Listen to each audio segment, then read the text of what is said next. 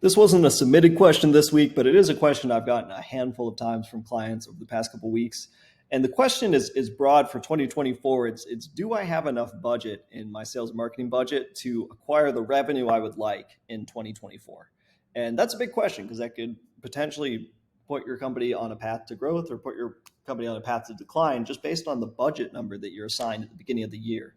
The short answer is that you want to look at your historical cost of acquisition, and ideally you're looking at that customer acquisition cost by your demand generation and your pipeline generation or pipeline management. So demand generation, getting the horse to water, that's booking initial meetings for most companies, not every company. For most companies, it's booking initial meetings with your ICP.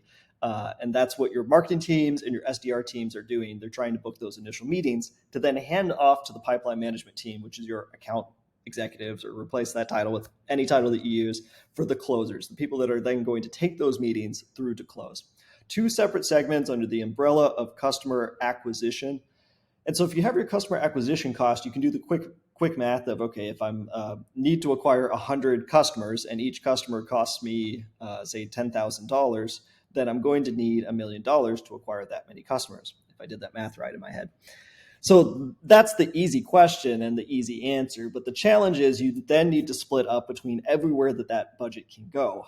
You need to evaluate those different demand generation channels for their different cost of acquisitions or the different cost of demand. You need to evaluate your pipeline management for are there areas of opportunity? Do your account executives have a high enough utilization rate to make sense? The easy answer of we'll just take your historic cost of acquisition and expand that to the right is the quick 30-second way to answer that question. But if you want to dive deeper, it could take a significant amount of time to get to a more accurate answer. And then, of course, you can create additional projections. What happens if I have more budget, less budget? What happens if I'm more efficient or less efficient? And how does that impact how many leads I need, MQLs, SALs, SQLs, et cetera?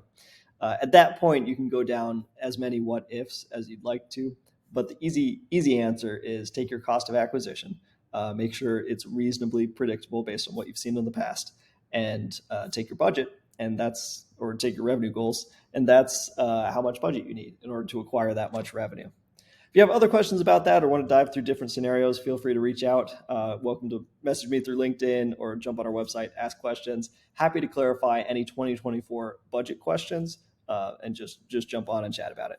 Thanks, y'all. Have a good weekend.